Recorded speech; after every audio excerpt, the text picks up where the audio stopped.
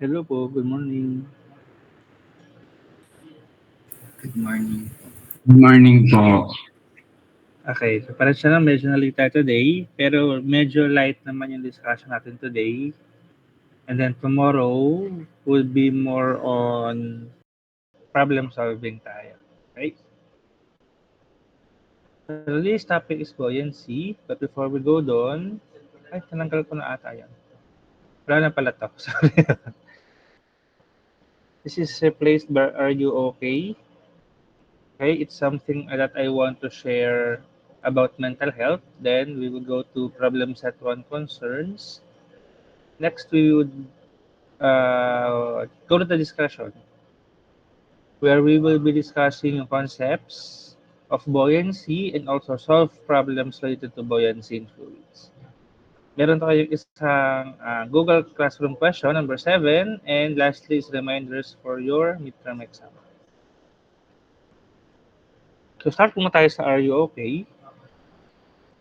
I can't remember if na-share ko to last semester, but it is something that I share once in a while. It is about um, being there for your friends or family, especially if may nanonotice na kayo that something is bothering them or is, tawag dito, parang may dinadamdam sila. Okay, so this is something na I want you to know and parang panoorin niyo na lang explain. Okay, so, wait lang. Yeah, so please watch the video and I think it will speak for itself.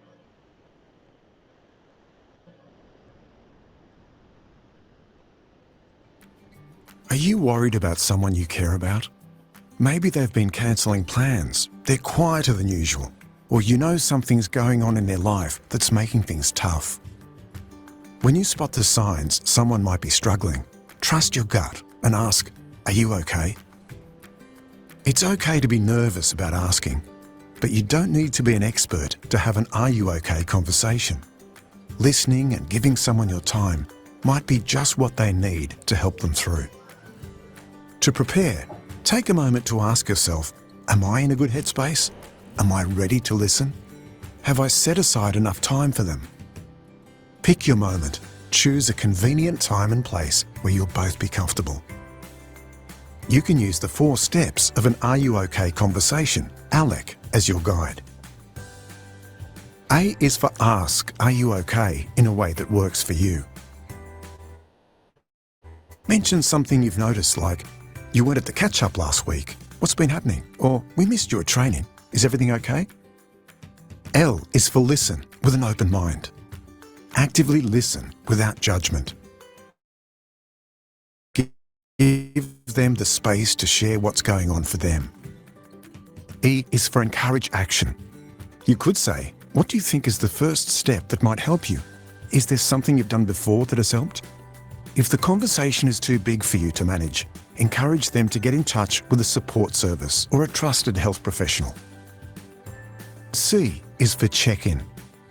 Remember to keep checking in so they know you're there if they need a chat.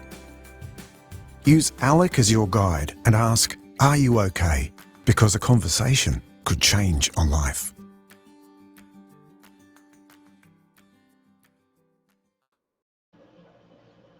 Ayun. So that's Are You Okay? So it's a reminder for us to kind of nobody is an island mindset.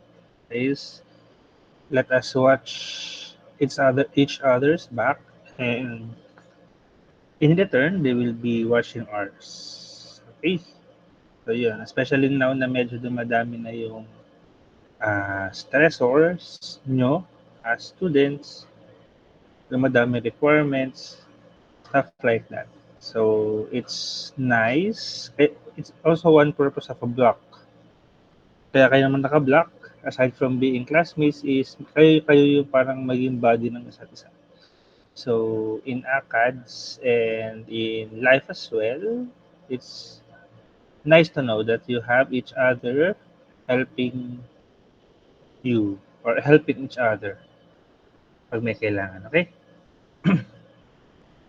Next.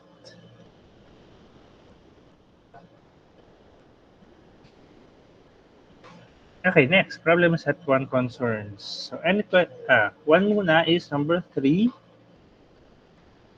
May nakapag-ask dito sa akin yesterday lang through Classroom.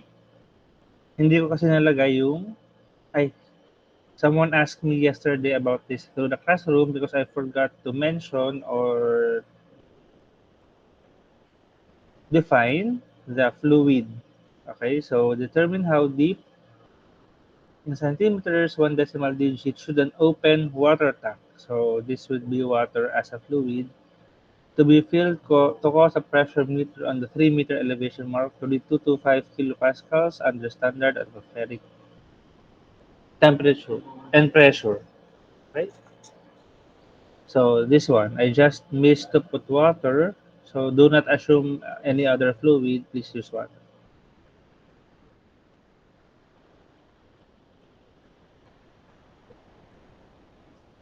Okay, any question related to problem number 1?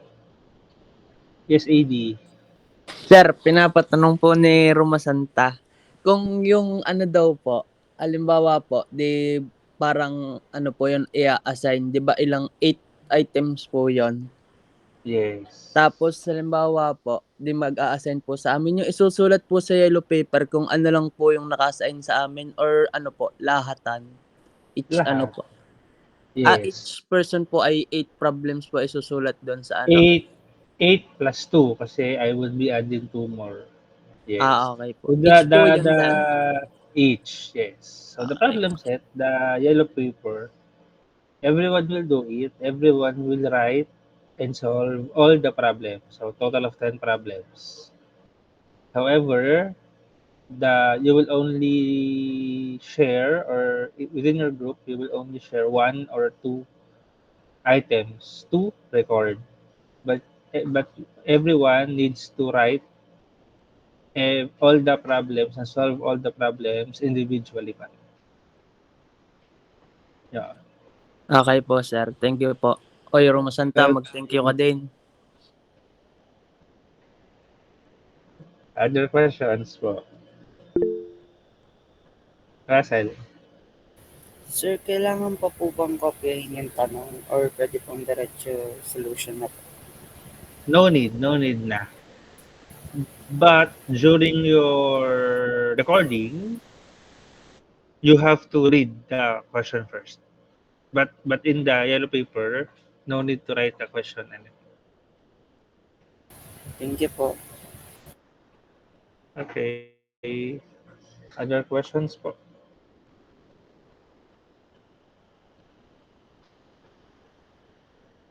Okay. So if none, again, that is due next week Sunday. Not tomorrow, next week Sunday pa. And you already have 8 questions. So later on, maybe tomorrow evening, I will add 2 more questions. And those 2 new questions will be related to buoyancy.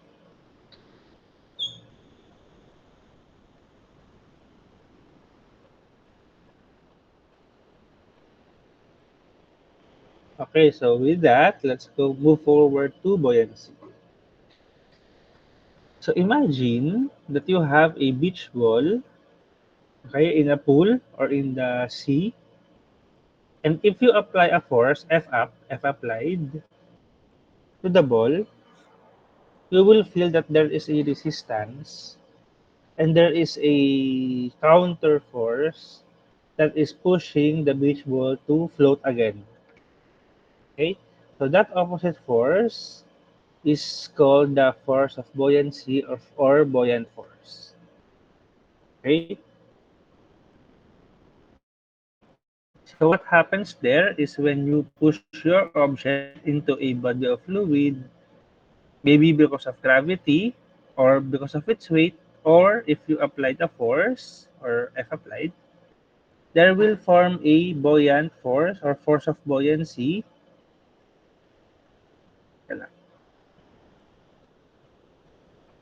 that will repel or counteract your downward force and will try to push your fluid back to the surface. Okay, so it is the force that keeps objects afloat if they are supposed to be afloat. But remember that the requirement for an object to float is still based on the density or specific gravity. Okay? So if your specific gravity or density is below that of water, then your object will try to float. So if you try to push it down, applying a force, the buoyant force will create an opposite force to keep the object afloat. However, if you're same with wood, which has a lower specific gravity than that of water. However, for other fluids that are supposed to sink, why do they sink? Because their SG or density is greater than water. Uh,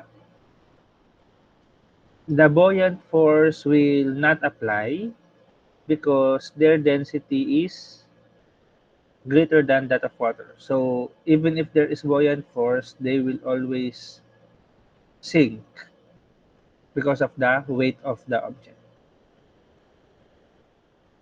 Okay, so buoyant force applies only to objects that are supposed to float based on their specific gravity or density.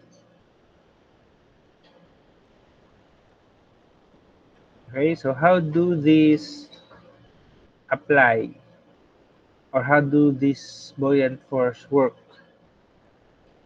Okay, so remember, imagine we have a box under a fluid. So this is the free surface at the top.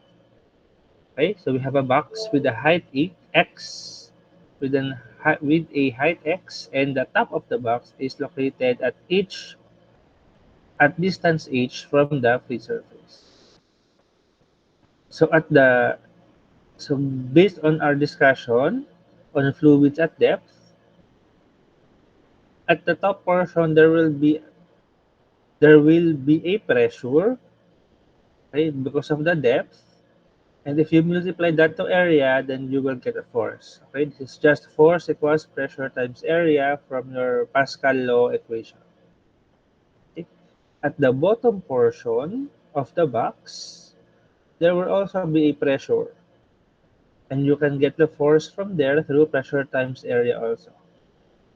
Okay, again, this pressure times area, P times A equals F, is just based from your Pascal law equation.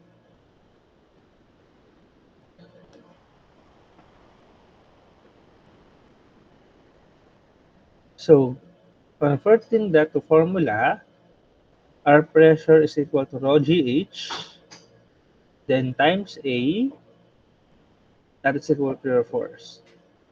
So, for the top portion, that would be rho times G times your depth, which is H.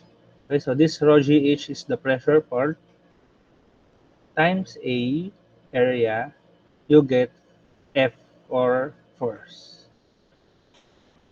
For the bottom portion, it's the same, rho GH. However, your distance here or depth here would be H plus X because of the additional height of the tube. So H times X times area again. So it's your pressure times area equal to force again. However, your distance here is equal to H plus X. Any questions so far?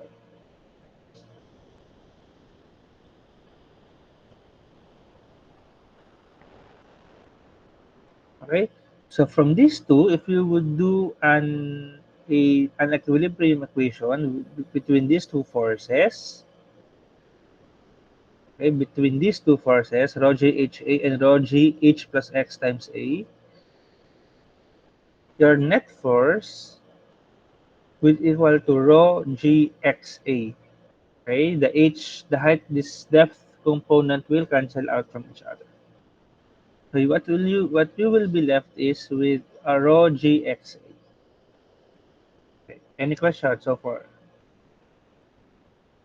So this is your net force, which is acting upward, right? Because the H component will be completely cancelled, so only the X component will remain, which is part of the upward force, right?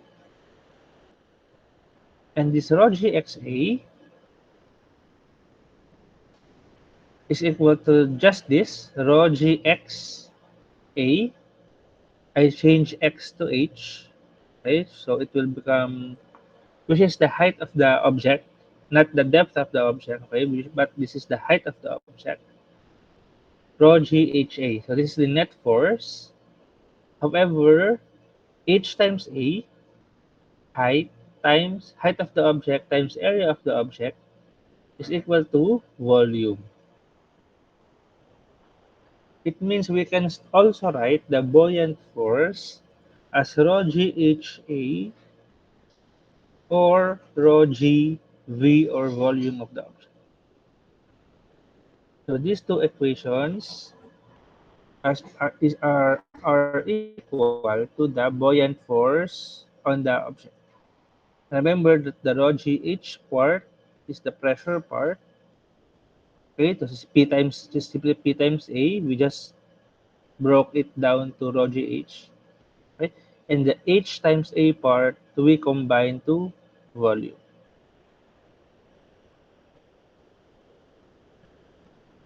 Right? So that would be this one, rho GV. Okay, so we can write our buoyancy force as rho GHA or rho GV, whichever is more convenient depending on the problem. Okay, now also remember that the buoyant force, most of the time, it is balanced if you are not applying any external force.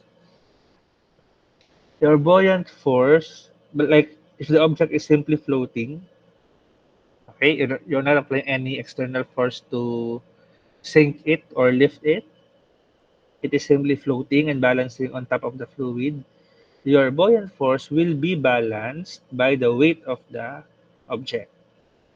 Okay, so if you, based on this, our buoyant force, remember our buoyant force is dependent on the,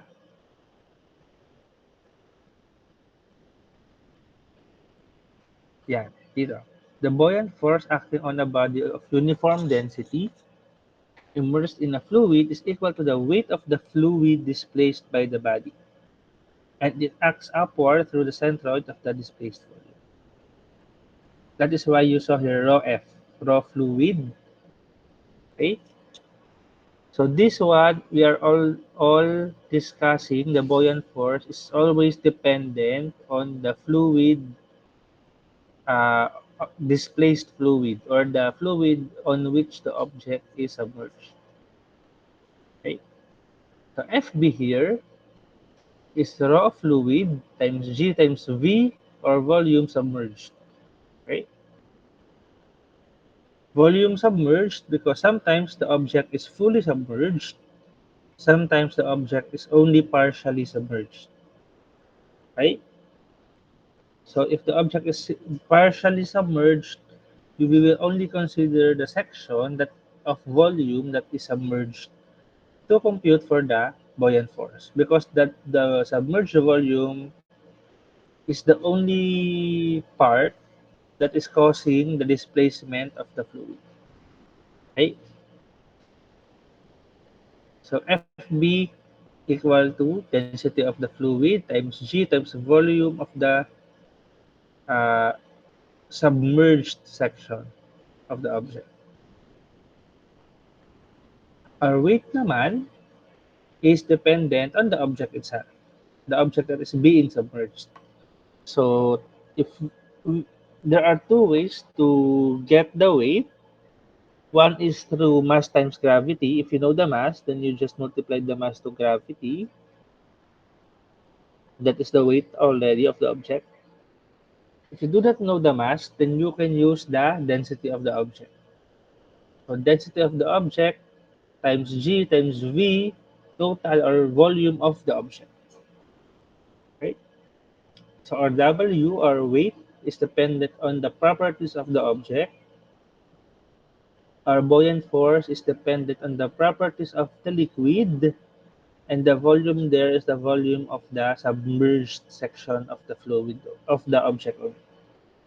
For the W, the V total, it is always the total volume of the object.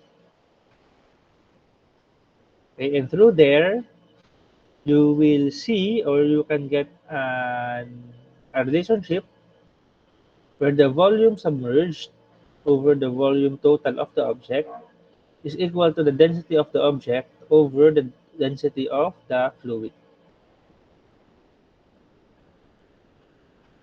Okay, so this equation can be used if you are being asked to get the density of the object or the volume of the object or the volume of the submerged section.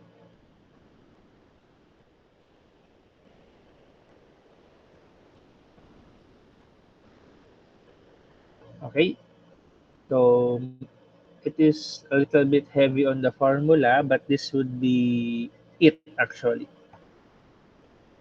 If you understand the formula and how it works, then you can solve for buoyancy problem. Okay, any questions so far?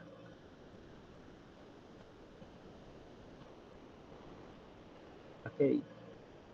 So if none, then let's try to solve one example.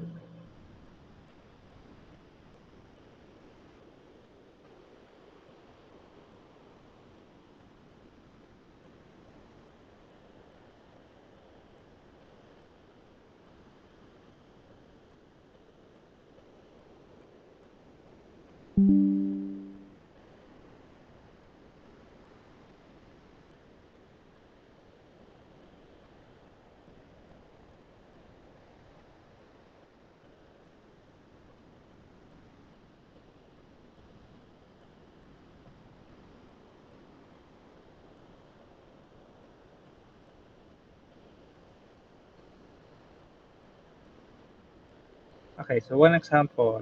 And of course, as always, we'll have a recitation from group 5. Group 5. Aguila, Barola, Kalingasan, Generoso, Gida, Manalo. Yan. So, can someone help me solve this, please?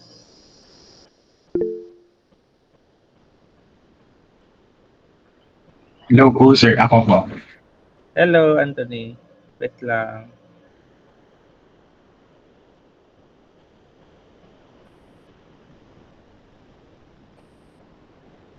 Okay.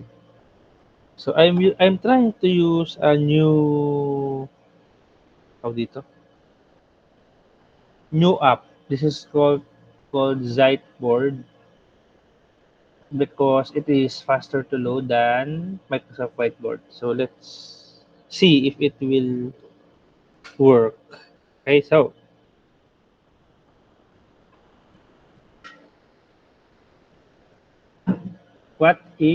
based on the problem, a beach ball with a volume of 5,000 centimeters cubed is pushed underwater.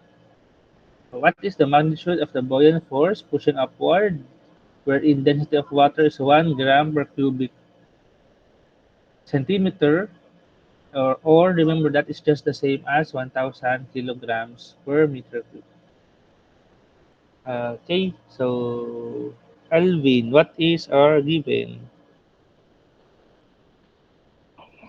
Volume po ay 5,000 cm3 po. Tapos, ang density daw po ng water ay 1 gram per cm3 po. Okay, so let's actually we can co-convert pa ba natin or ganyan na? Actually we can sige, let's try to solve it as centimeters because Anyway, the centimeters can cancel out because they are the same naman. They are both centimeters, so no problem in the units, right? So how do we solve for or find pala? We are being asked to find the magnitude of the buoyant force. So that is FB. Okay, and FB based on our formula is equal to rho g h a of fluid, okay, or equal to rho g v fluid.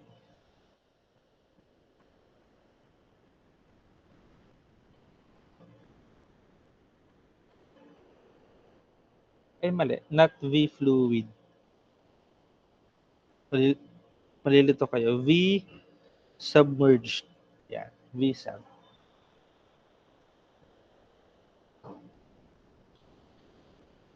Submerged. Yeah.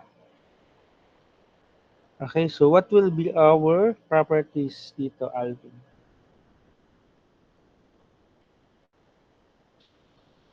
Ano po, PVT. Ano po, density po ng water. Ano nga po, sir? Ang Sir, values. yung ano na po? Yung substitute na. Okay po.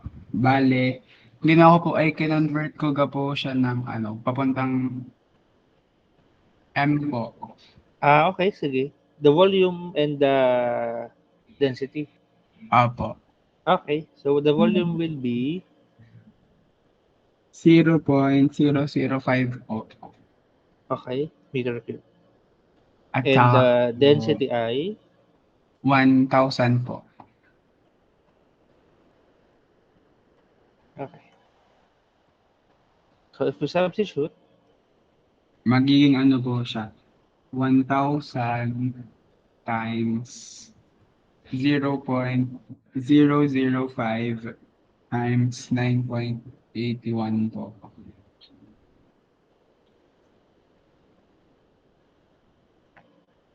okay, so density is 1,000 Times, kilogram per meter cube apa, times times, G is 9.81 meters per second squared. times yun. At saka po, 0.005 meter cube po.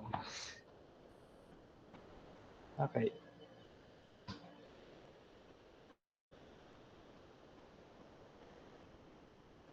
Ang sagot po ay 49.05.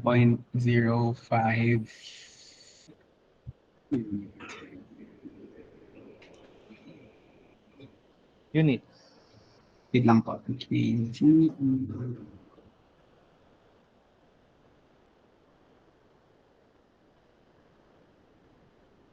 Newton po. Newton. Okay. Okay, so this is correct. Alvin, thank you. So it means a beach ball daw, it means if you will create a free body diagram of this, of your beach ball, okay, you remember that the beach ball with the volume is pushed underwater. Okay, so push underwater, it means there is an F applied. So you apply the force, oops,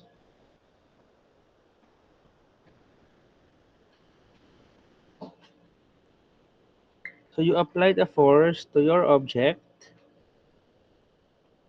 applied, to push it downward. Okay, and because it is it wants to float, okay, its default state is to float, it will create an opposing force,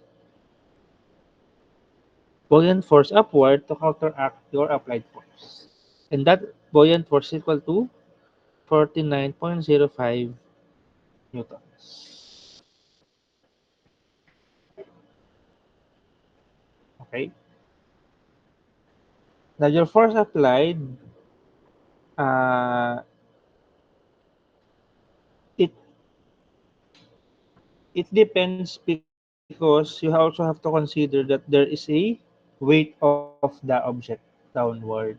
So it's difficult to assume that the force applied is also 49 to create equilibrium because the beach ball also has a weight that needs to be balanced by your buoyant force. Okay, but as of now, what we can assure is our buoyant force is equal to 49.05 newtons. Okay, any question po?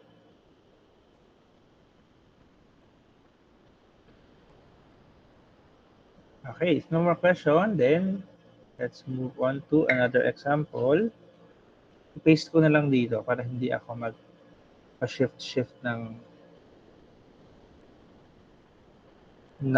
figure. And this one naman, someone from group 6, please. Group 6. Yeah. Group 6 is the Malibot, Endrinal, Gonzalvo, Magkamit, Montañez, Panopio. To again help me solve this.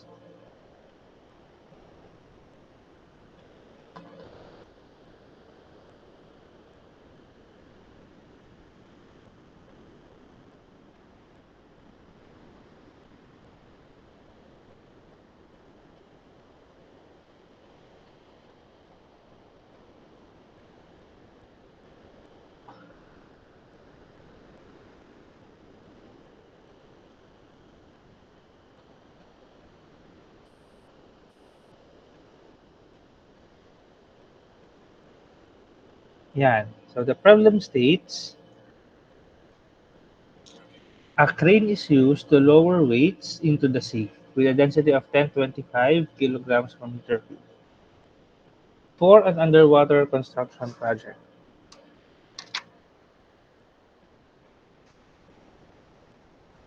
So determine the tension in the rope of the crane due to a rectangular 0.4 meter by 4.4 meter by 3 meter concrete block with a density of 2,300 kilograms per meter cubed when it is A, suspended in the air, and B, completely immersed in water.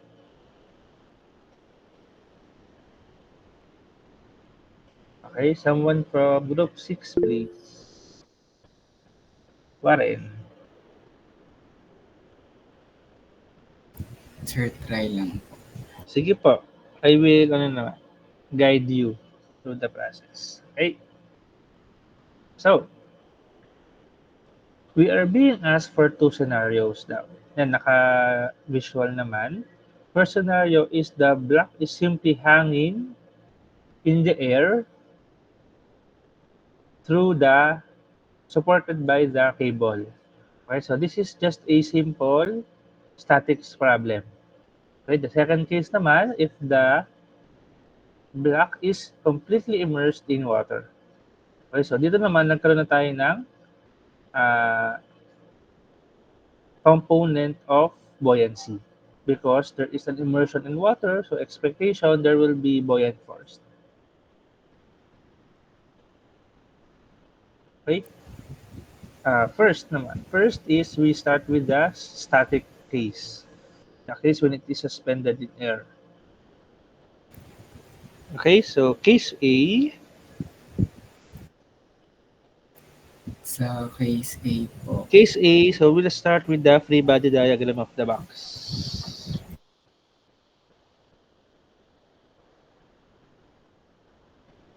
Okay, so free body diagram of the box. What are the forces acting on the box? One.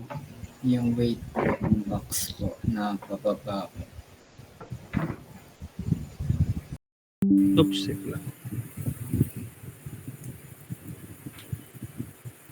Yan, okay. Mhm.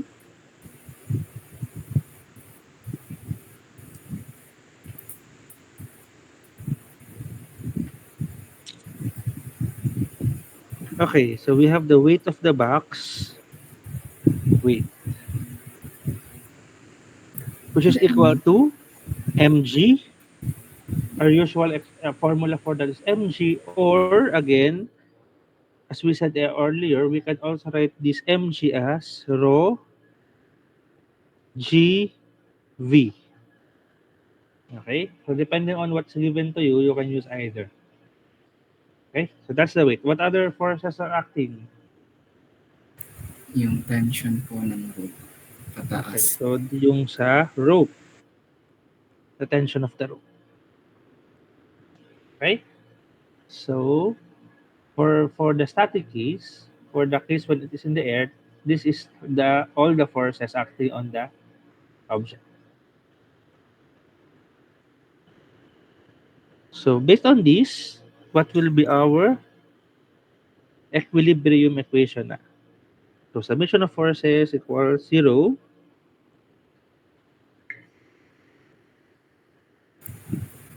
Equals ano po, yung tension po ng rope minus yung weight po. Okay, equal to 0. Or if we break it down, based on what's given, then we can use rho g v of concrete.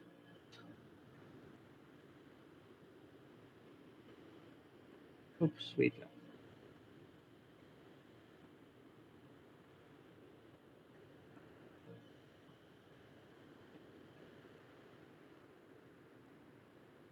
Yan. Rho g v concrete.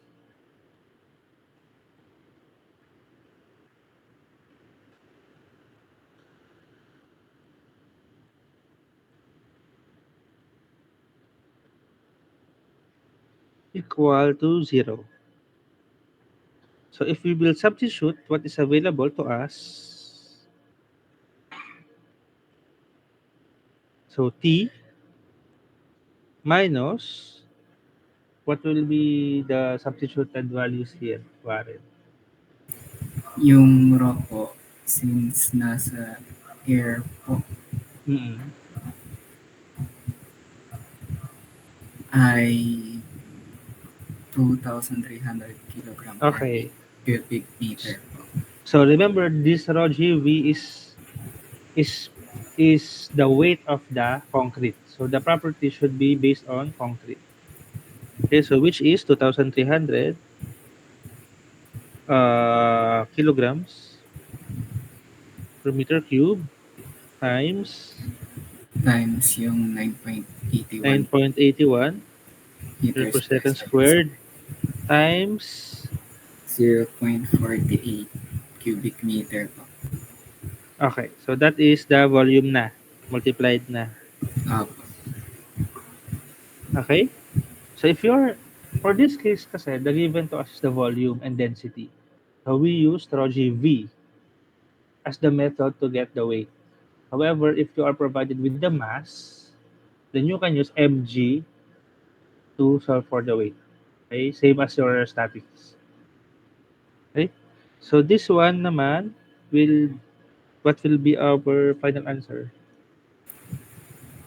Ay, T. So substituting everything, we can solve for E. Right? Wait lang. This is equals 0. So solve for T.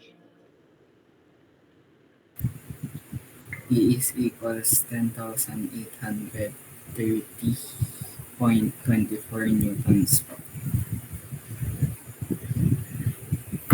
Newtons. Okay? So basically, in the air, okay, that the tension on the rope is equal to 10,830.24 newtons. Okay? Any question po? So far. Wala pa naman po.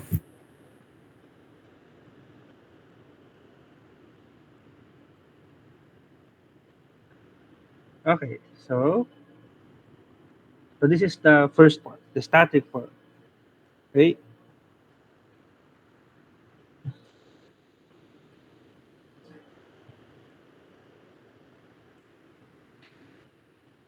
Now let's try to do the B part.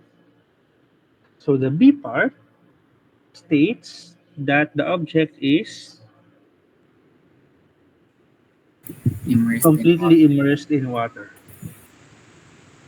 Okay, so for this part, again, let's do a free body diagram. So what are our forces acting, Warren, sa ating system? Yung ano po,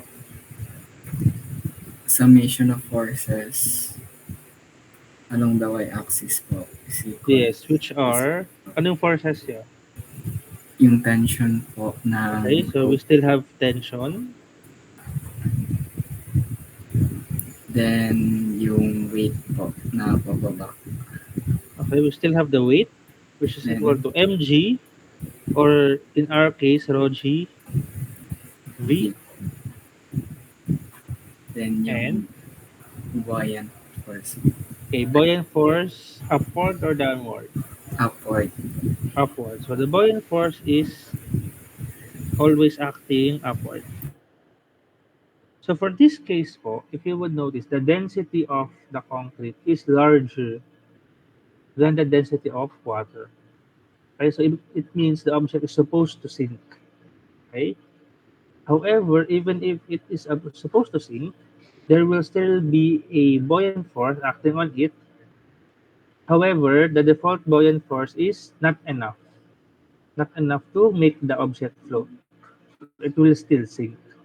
However, it is still present. Okay, so it's if you do the free body diagram, the buoyant force is still present there. However, it is not strong enough to make the object float. Okay, so this will be our FB. So what will be our equilibrium equation now? Pare, Ano po, yung tension po tension plus yung buoyant plus force FB minus the weight po minus weight is equals to 0. equal to 0. Okay, ito ka lang ah.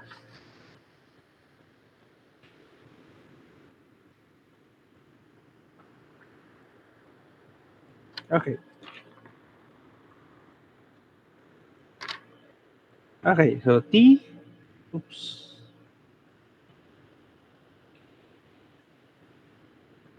Yeah.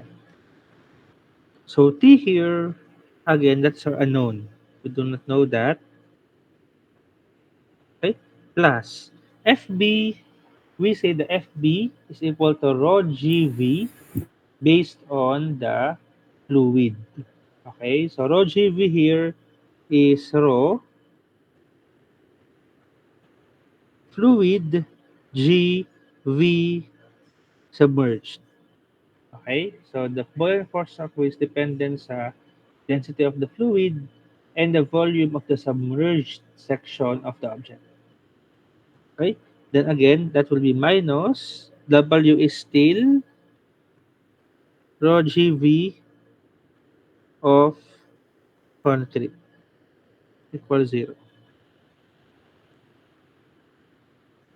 Okay, so substituting Warren the values, what will we get? Sir, hindi po masyado kita yung intensity. Ayaw nga. Yung rock po is yung 1025. Okay. So rho is 1025 kilogram per meter cube. G is your 9.81 meters per second squared. And V submerged is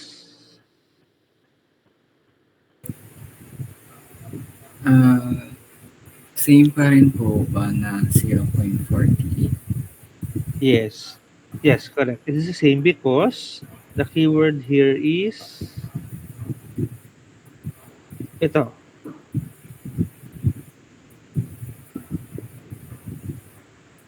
Yan. So, may term siya na completely immersed in water. So it means 100% of your object is immersed in water. It means 100% of the volume is immersed in water. So this will be 0.48 meter cube steel. Oh, Okay?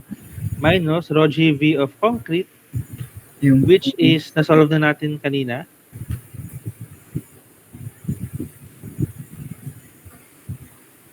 This one, rho GV concrete. So that's 10,830 30.24 newtons equals 0. So from here, only the tension is not available or unknown. So we can solve for tension equal to Wait lang. okay.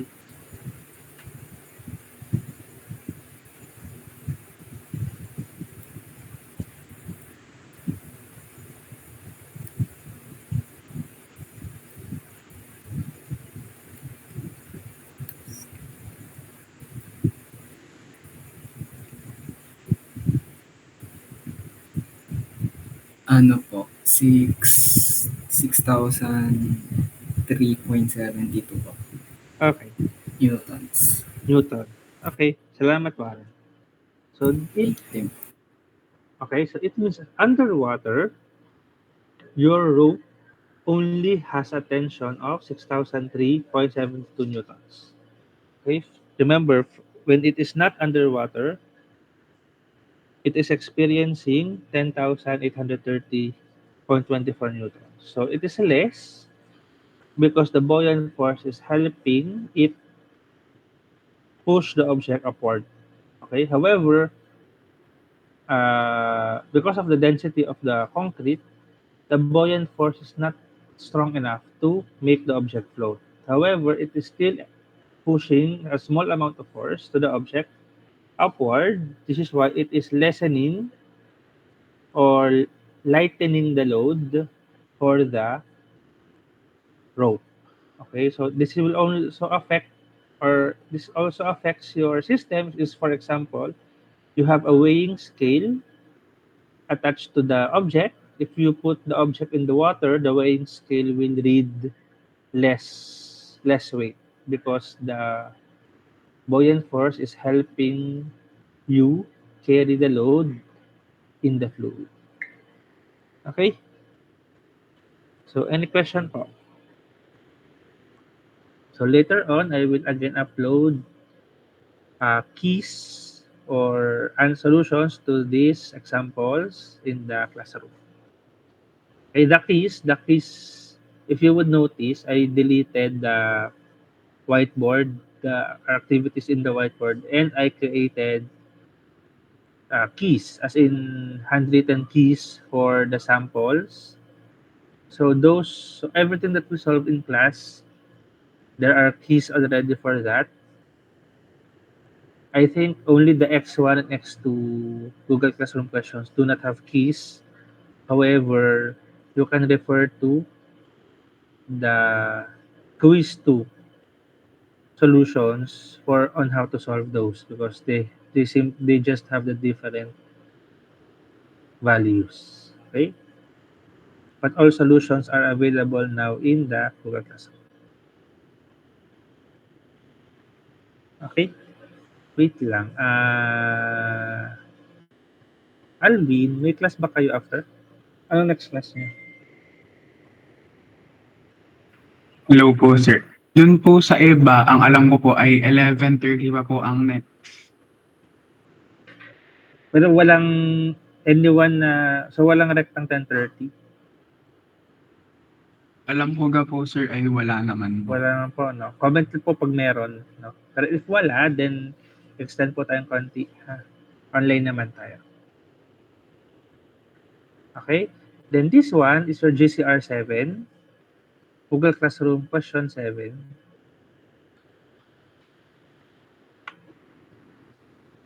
Q7 na lang, di pala kasha. Q7. Okay. Same question, pero determine the tension in the rope when the object or the concrete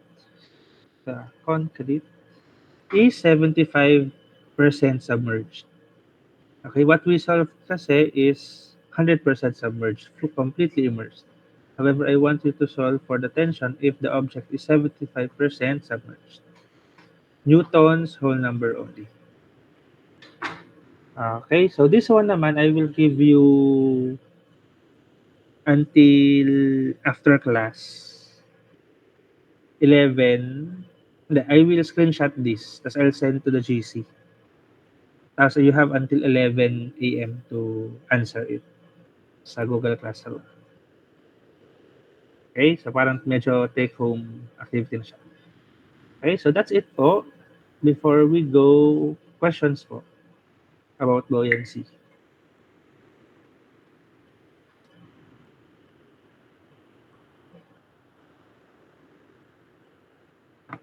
Okay. Okay, so buoyancy naman medyo simple lang siya. It's still about forces pa din.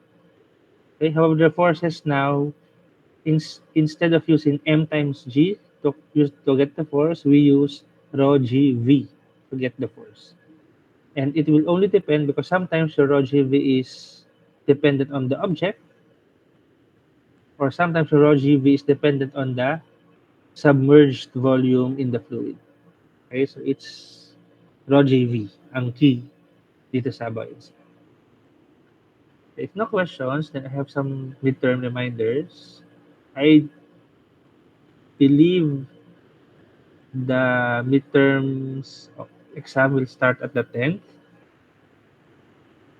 However, I do not know yet the schedule for our subject or course. Okay, so standby lang. I will post in the GC naman. Yes, Alvin, may ano ka ba dyan? May chika ka ba kung kailan? Meron po, sir, meron. Plumek mismo? Apo. Oh? I mean, meron po kasing sinan po ang department na schedule ng ME at PET-E. Bale, ang parang nakalagay po sa schedule natin ay Saturday, October 12, 2024, 11:30 to 1:30. Okay. Yan Plumek po to. ang sabi. Opo, Flowmec po. Kaso sir, pwede kaya po kaming maka-request? Kasi, Kasi po, mayroon po kami dalawang exam na po na midterms din po. pero hindi overlap. Ano, sir, ano pa? Hindi same time. Hindi naman po. Saturday lang din. Po, tapos po, ang schedule po nun ay as in 15 minutes lang po ang pagitan each. So, tatlong sunod-sunod? Bale 7 to 9 po, tapos 9:15 to 11:15, tapos kayo pong Flumec na 11:30 to 1:30 po. Ako. Maaali na naman ako niyan. Yun lang nga po. Kailan si Ned? Kailan mo nakita? Ernest, pwede ko bang isend kay sir? Ayun, isasend ko po. Wait lang po.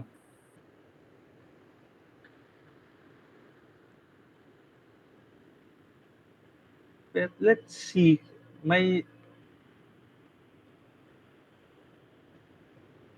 Let's see, because walang conflict eh. So, our edge lang kasi on bakit tayo palilipat, sabay-sabay siya that day. So, in the past, parang wala pang napamove because marami siyang same day, parang ganun. However, I will raise pa rin. It's program chair. Program chair kasi, ang Flumec kasi natin ngayon is PET-E. PET-E ang may hawak since sila talaga yung may season. Program chair for PET-E. Program chair for PET-E si Sir Michael Eloria. So, we will try to ask him of the concern and sa kanya if move niya. Okay, but I will raise the concern to him or kung gusto nyo, pwede nyo ring i-raise to him if nakakausap niyo siya.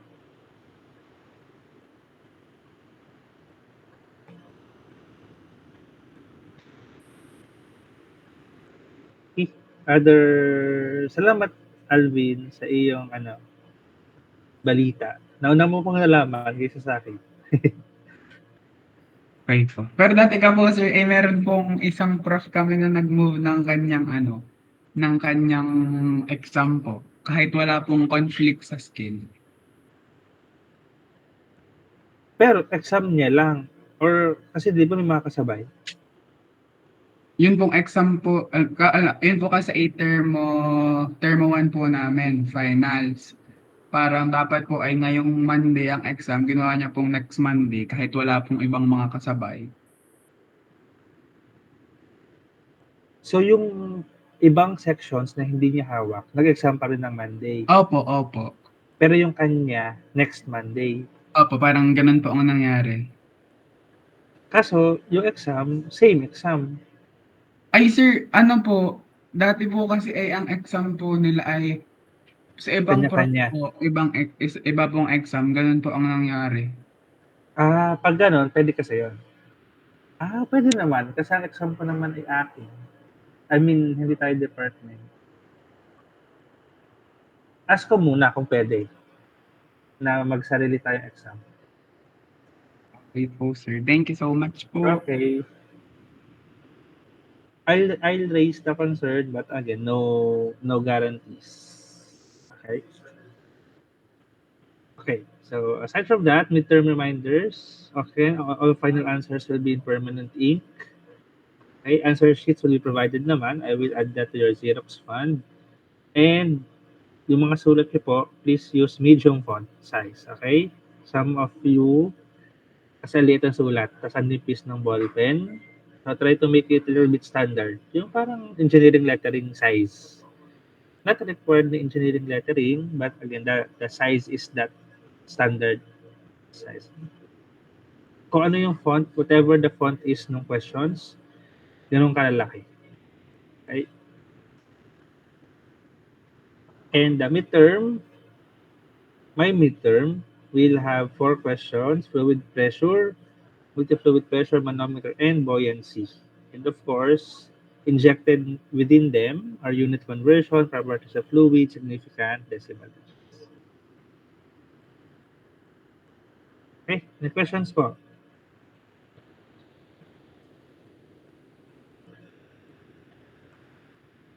Okay, if no more questions, then tomorrow we'll have a discussion day. If your exam kasi is next week 12, then tomorrow will be our last day of discussion. Then let's have tomorrow a bit of discussion day, problem solving day. Okay, so more on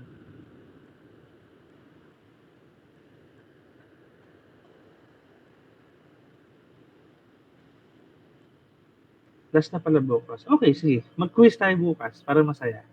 Let's have a quiz tomorrow. Ano ba scope ng quiz dati? Wait lang. Quiz 1.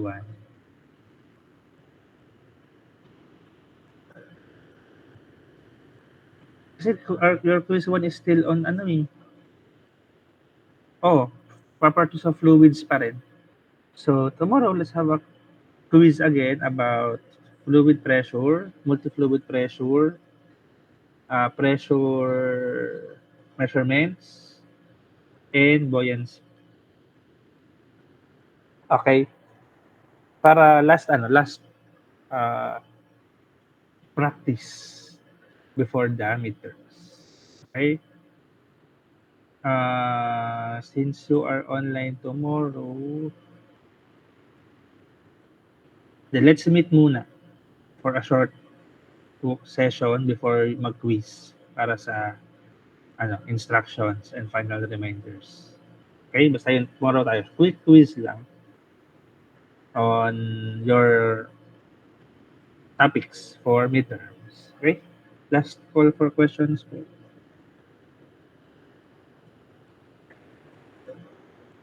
Okay, if no more questions, then I will see you tomorrow. Online class po tayo and quiz, and good luck sa midterms.